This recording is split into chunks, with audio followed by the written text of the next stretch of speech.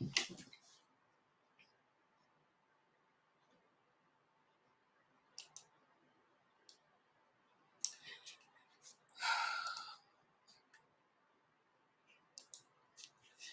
alhamdulillah, wa salat wa salam ala wa rasulullah.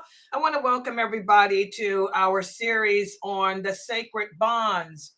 The sacred bonds, and this is a series whereas we are discussing marriage in Islam and relationships in Islam, the relationship between husband and wife, the relationship between male and female, and also the children in Islam. And this is based on the book written by Brother Daryl Abdullah Kurt. I highly recommend everybody go to Amazon.com and purchase this book. It's only, what, $10, something like that. And yesterday for this class, we spoke about this big innovation that has emerged and impacted our ummah, known as feminism. And I hate to say it, but this movement emerged from some of the Arabic countries with our Arabic sisters who call themselves, I guess, demanding or fighting for rights to be acknowledged as women. And also, I was told, also women movement from Afghanistan and countries like that. Okay, and as we discussed the other day in this class, you know, women who demand certain rights, these are women that are not aware of the rights that Allah has already given them. Allah completed our religion for us. He perfected it for us. There's no reason for a woman to declare that demand rights. Allah took us out of the level of being an animal and made us equal to men spiritually, whereas we have the equal chance at paradise just as a man. Okay, a man is not better than us except physically. That's it. He's not smarter than us. In fact, a lot of women, there are more women who are smarter than men. I think Aisha radiallahu anha was a great example of that. That's why she's still hated to this day, because she was smarter than most men of her time and of this time too. So Islam has already elevated us and raised us up out of the sewage of being nothing and given us rights and given us rules, just as Islam has done to men. But today what we're going to do is cover chapter 6, which is the next chapter. Chapter 5 introduced this phenomenon known as feminism. Well, in this chapter, we will discuss the impact that feminism has had on, unfortunately, the men of our nation. So without any ado, let me put the PowerPoint up on the screen. Give me a second here, you guys. Yeah, hold on.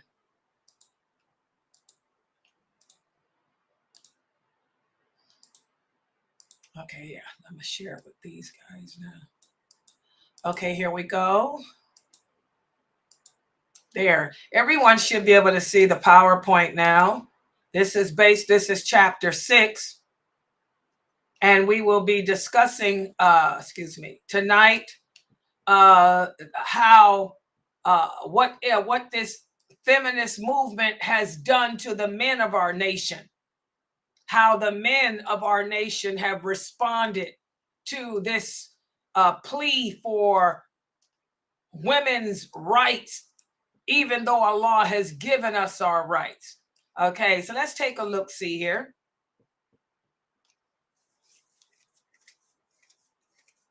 In the wake of the feminist movement and its push for women's rights, there's always cause and effect.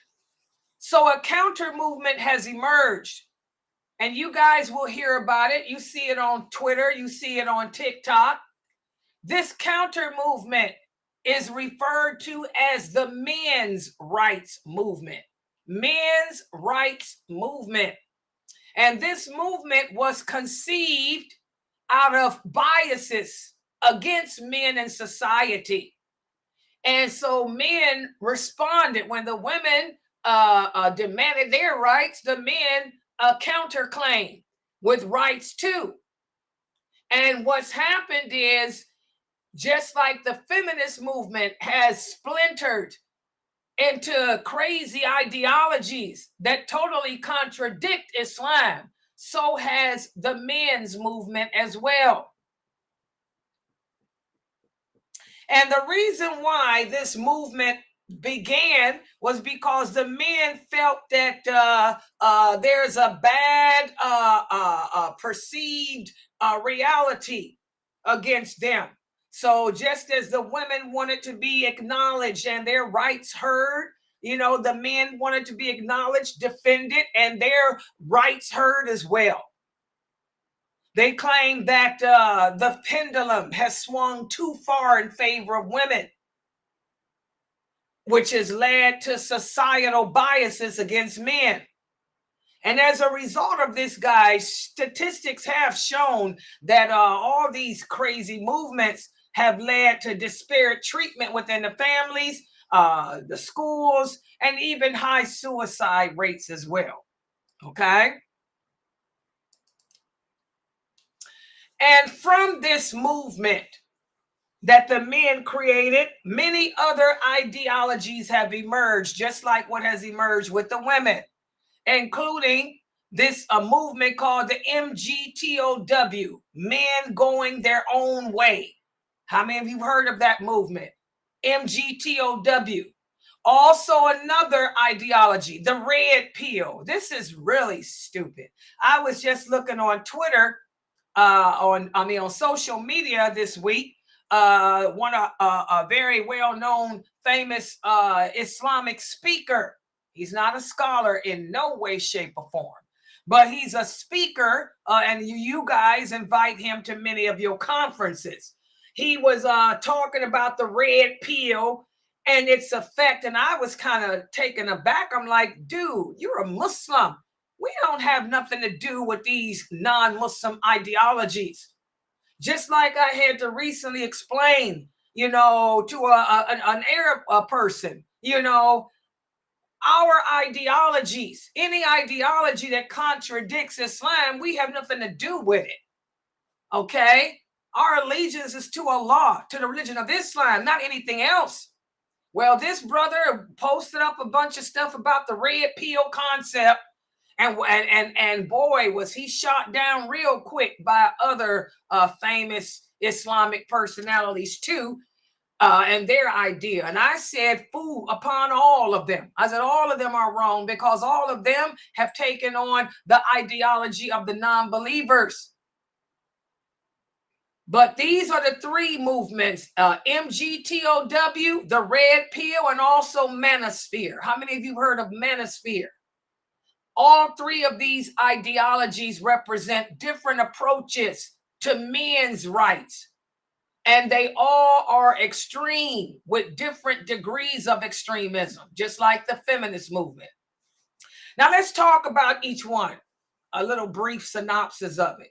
MGTOW, that's men going their own way. This is a lifestyle choice where men can decide to live independently of what society expects a man to do, particularly in regard to women. Men who have adopted this lifestyle, let me tell you, we have some so-called Muslim men who have adopted this lifestyle.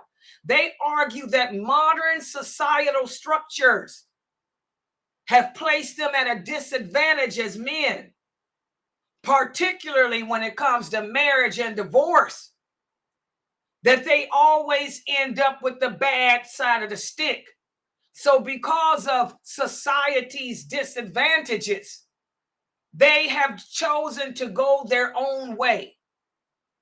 Okay? In other words, do things their own way. And this ideology has been criticized because it promotes isolation and resentment towards women. You know, they argue that, oh, why is it that women are allowed to get custody of the child? And why is it that the woman, can go out and do drugs and come back, and because she's the mother, she's entitled to the child? In fact, who even said that the woman has to be the mother anyway? Why come a man can't be a mother? Why come I can't be a mother, a mom, and all that? It's just crazy. Okay, crazy, based on resentment towards women. That's MGTOW. And then the red pill philosophy. I really think this is hilarious. And this is the one that a lot of Muslim men have adopted. The red pill philosophy, of course, takes its name from the movie The Matrix. Are you a Matrix fan? I am. And what happens here is they say that just like in the movie, you choose to swallow the red pill. If you take the red pill, it's going to open your eyes to the realities of the world. Well, in this context, the red pillars believe that society has been conditioned to prioritize women's needs and women's desires over men. And although there are some red pillars who advocate for self-improvement and independence, many others have been known to express dislike towards women. And this has led to the movement's controversial reputation. And of course, you guys know a lot of Muslim men have the different distorted ideology about women anyway. They'll try to tell you that because you a woman, you got to cover your face, you can't be beautiful, you can't wear colors, you got to stay locked up in a prison, all this nonsense that Islam doesn't teach. So you can imagine how there are many, many Muslim men who follow the red pill philosophy. And then for them to write about it on social media, I mean, it just shows why Allah sent this war to us. So that's the red pill philosophy. It's based on the movie The Matrix. I'm going to open my eyes to the reality that women have more rights than I do, that this society, America, will believe a woman over a man. A woman can accuse her husband of abuse, and the court will take her word for it over the man. And a woman's desire, she has the right, to come back and reclaim a child, but because she bored in her stomach, but I can't. It's just crazy. Okay. And then the manosphere. Manosphere is a collection of social blogs and forums and websites that focus on the on issues and lifestyles about men and their masculinity. It's a platform where men can come and meet with each other and discuss their struggles as men and their concerns as men. But manosphere becomes a platform filled with toxic ideologies. Manosphere becomes a platform filled with prejudice. It promotes male supremacy over women. And believe it or not, we have a lot of Muslim men that belong to that platform too.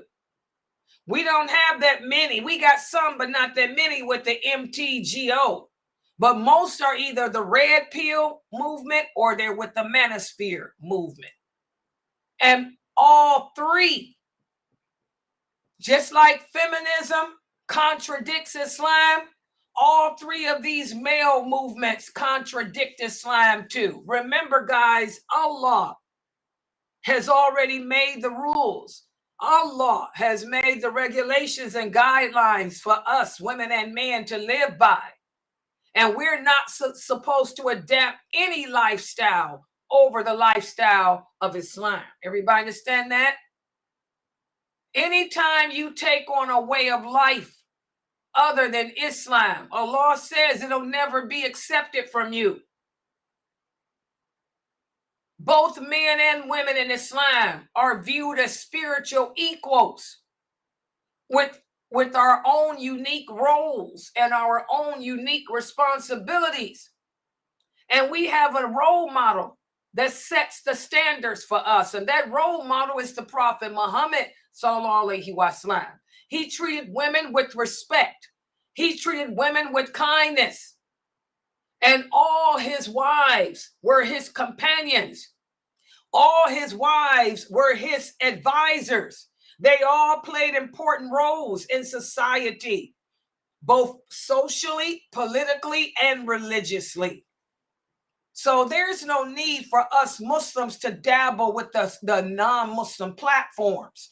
Instead, we need to learn our religion and learn it correctly and fulfill the roles that Allah has set in place for us. Okay? Listen to what the Prophet told the companions, sallallahu alaihi wasallam. He was once asked by a Bedouin, "O Prophet of Allah, how does Allah determine who are the best of us?" And the Prophet said, "The best of you are those who are best to your wives."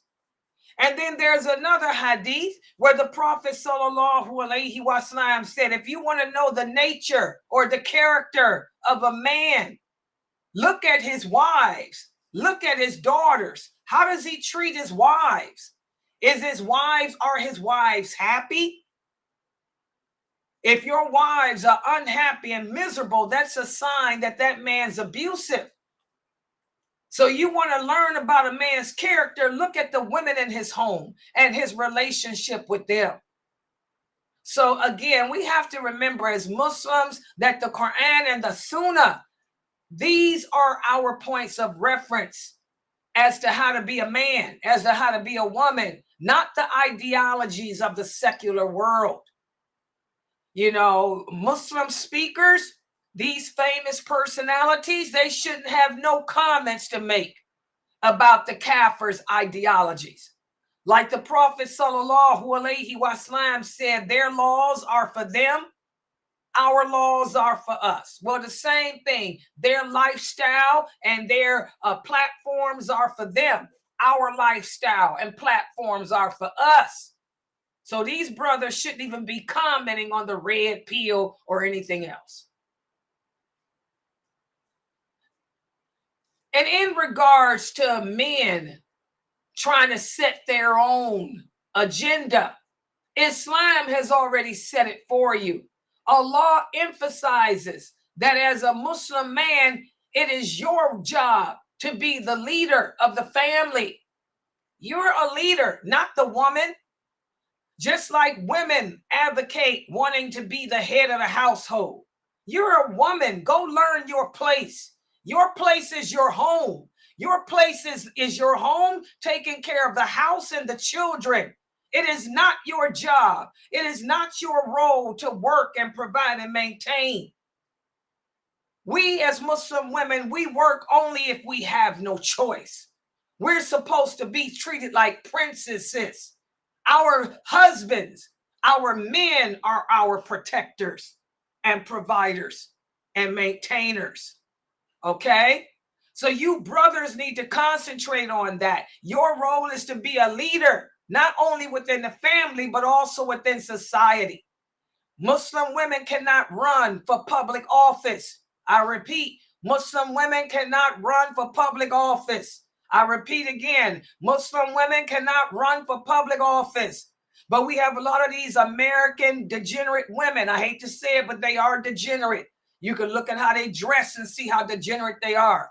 They run for public offices all the time. The Prophet Muhammad sallallahu alaihi wasallam said any society, any country that appoints a woman as its leader will never, ever succeed. You got Muslim women wanting to be in positions of power like the president. You want to be the president of a country. You want to be the top dog of an organization. Learn your role. Learn your place, guys. It's the job of the man to be leaders, fathers, husbands. It's not the job of a woman to be the leader, the father, the husband. And again, who is our role model? Who is our example? the Prophet Muhammad sallallahu alaihi wasallam. And that's what I see as a diet today. A lot of the brothers are trying to keep up with what society's norms, that we've lost our identity as Muslim men.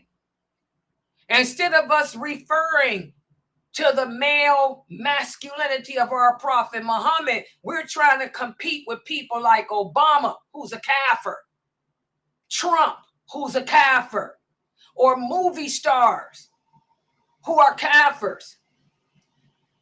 Our example, again, for manhood is the Prophet sallallahu alaihi wasallam. He was strong. He was courageous. He established a just society where men and women were equal in the eyes of Allah. This balanced approach that our Prophet adopted is what led to harmony within the early Muslim world. Subhanallah. And again, it's not about fame. It's not about the money. It's not about power. Islam teaches us that true power and true strength lies in humility and righteousness, not in dominance or oppression. These male groups, all three of them, they want to be dominant. These male groups, all three of them, they want to be oppressive. Muslim men are encouraged to seek knowledge and better themselves with Allah and actively contribute to society. Muslim men are encouraged to use their skills of leadership, first of all with their family, and then their local communities, and then reach it out abroad. So again, guys, living in the West is not an easy plight for us in regards to trying to keep our Muslim identity, because living in a non-Muslim society, we cannot allow ourselves to be swayed by ideologies that contradict what Allah said. Like I was speaking about earlier, the Prophet Muhammad sallallahu alaihi wasallam said in several authentic hadiths. What's the sources? Bukhari, Muslim, Nasa'i. We can't even give honorable titles of respect and praise to non-Muslims. Because like he said, they're not deserving of that. If they were deserving of that, they would be Muslims. They wouldn't be the pagans they are. They wouldn't be the kafirs they are.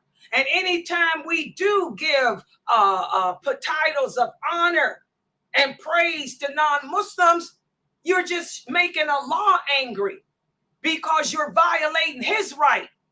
He said that he took us out of dishonor and put us in a condition of honor by giving us Islam. So again, we're calling Allah a liar. We're saying that Allah did not honor us with Islam by telling me as a Muslim woman what my role is. Allah didn't honor us with Islam by telling me as a Muslim man what my role is. So instead, I'm going to adapt the non-Muslim ideology of the red pill. I'm going to adapt the non-Muslim ideology of feminism. But we call ourselves believers. That's not a believer. That's not a person that has allegiance to Allah. That's a person who's hypocritical. That's a person that's suffering with hypocrisy in their heart, confusion in their heart. That's a person that has no yaqeen. That's a person that has no certainty of faith. So we got to get it together, guys, and stop imitating these non-Muslims with their way of thinking, their way of acting, their way of being. We need to follow the example of the Prophet Muhammad sallallahu alaihi wasallam, and we have to adhere to the teachings of the Quran so we can be the best that we can be. Okay? So I'm going to stop right here for today. Subhanakallahumma wa bihamdika ashhadu an la ilaha illa anta astaghfiruka wa atubu ilaik. And yes, for that brother, the young brother that joined, well, he didn't join, that sent me that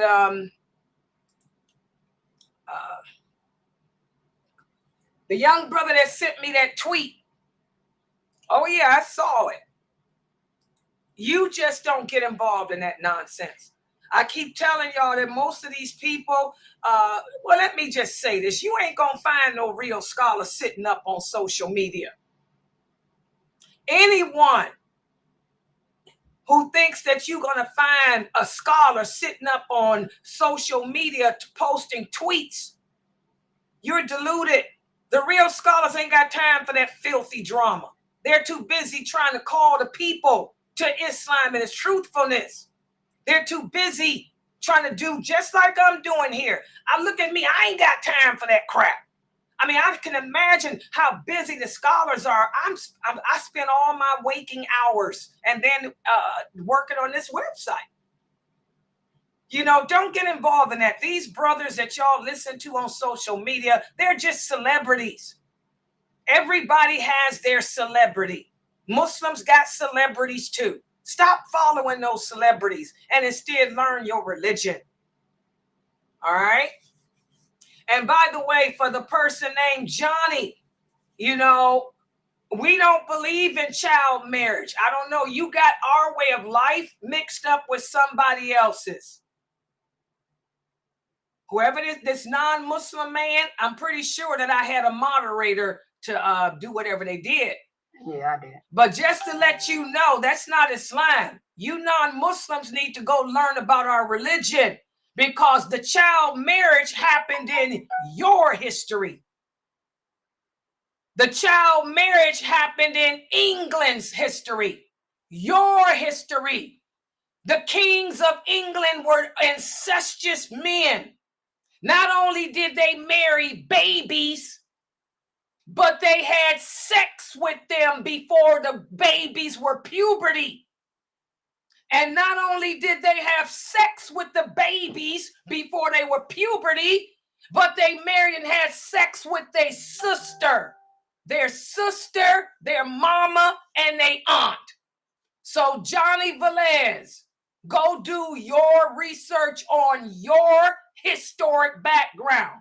Do a DNA test on you and see all the incestuous blood in your system. And then take a history class on the kings of England. Let me just take it. I got a degree in history. Go learn about the Vikings. Oh, yeah. Take some classes on ancient Rome, ancient Greece. I had to do papers on all this. So the child marriage was your way of life, not ours. We didn't have sex with babies. In our way of life, there's no intercourse unless the people are adults. But in your way of life, it could be a 5-year-old baby, all to protect the throne of England and to protect the throne of Redenoch, Vikings, and to protect the Roman Empire, and to protect Athena, Zeus. So go do your research, Johnny Velez. Go learn about life. I had to write papers on that. You know, let me tell y'all something. History, I love history. That's the part I didn't like. I had to do all these research papers on these.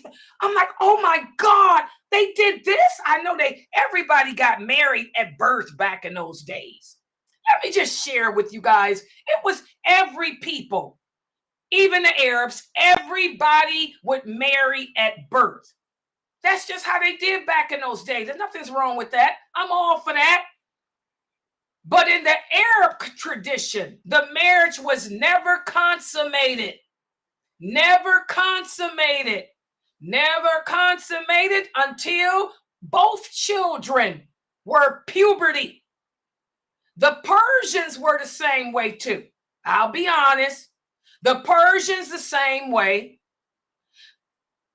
Not the Egyptians. I just got to say it. Be honest. The Egyptians didn't stick to that. The Egyptians didn't wait to puberty at all times. Nope. The Vikings never did. What you call England, they didn't. France, they didn't. But you know, England and France, France is Viking. You know. Read European history. Just go read European history. It's disgusting. Also, some Egyptian history is disgusting too. But the Arabs, they never consummated their weddings until the people were puberty. The Persians too.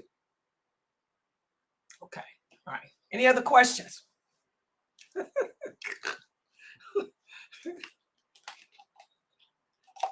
Johnny Velez.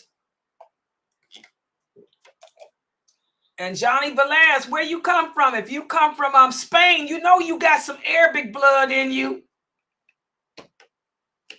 You got African blood in you too. Brother Johnny Velez, if you come from Spain, you got African blood in you. You got Arabic blood in you. Oh yeah, I'm a genealogist too. Oh yeah, it's an art. It's a, what you call it? A hobby. It's a hobby. I do genealogy.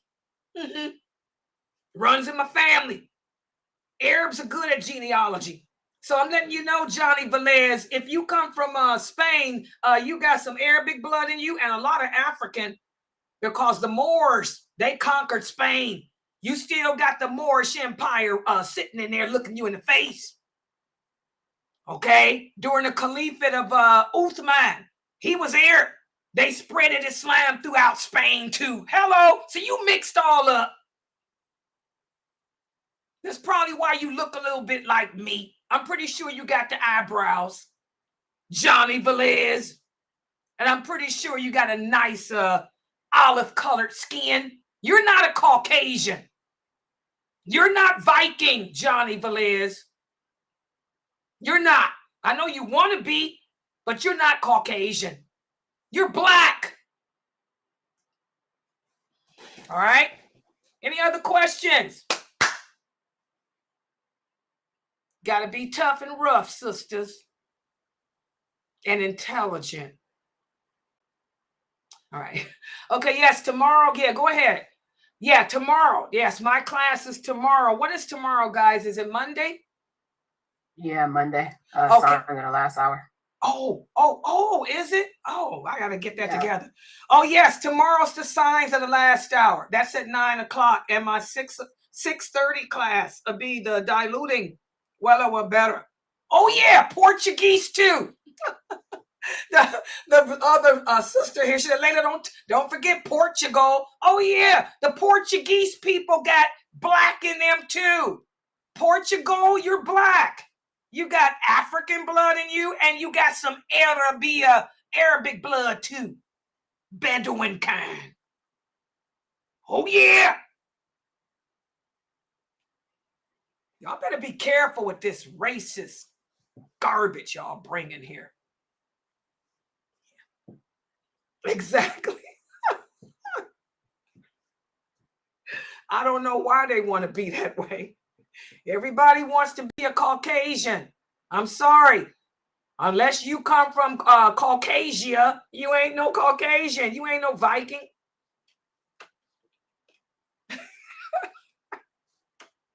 I wish y'all could see what she typing. Yeah, girl, these people crazy. All right, guys, any other questions before I close out for tonight? Yeah, Dr. Ali. Oh, yes. Dr. Ali's going to let me know. Remember, I told you guys, he's back from making his movie, but he's a real doctor. He has to work in the hospital to make up for the time he was gone. So his classes are put on hold for a minute. Yeah, but we'll let you know. He'll let us know, but he has to, do his rounds in the hospital and stuff. He's a real medical doctor. Yeah, he's a personal physician. Yeah, so he has to make up for, being gone, and then he'll resume his classes, inshallah.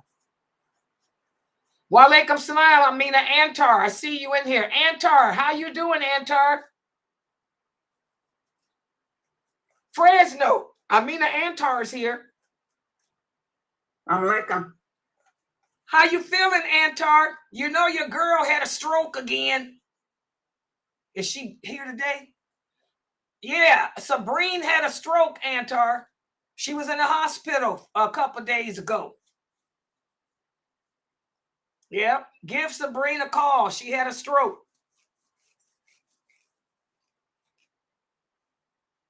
Yeah. Always drama here with the old ladies. Yeah. All right. Well, I'm going to log out for right now. Give Sabrina a call, Antar. She had a stroke. She just got out the hospital again.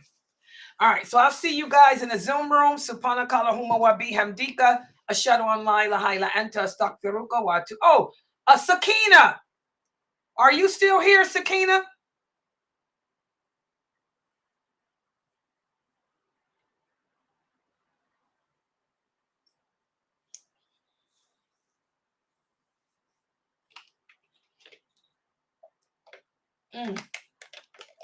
Okay, she must be gone. Okay, if you hear Sakina, join the Zoom room. All right. Subhanakallahumma wa bihamdika. Ashhadu an la ilaha illa anta